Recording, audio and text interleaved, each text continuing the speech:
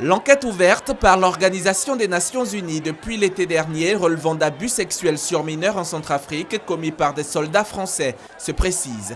Selon les responsables onusiens, les soldats français seraient les auteurs des faits.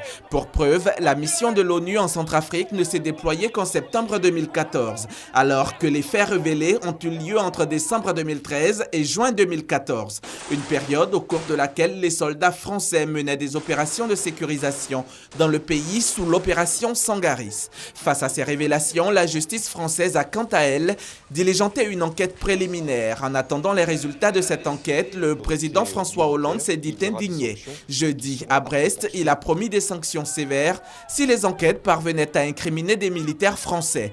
S'ils sont avérés, il y aura des sanctions très graves.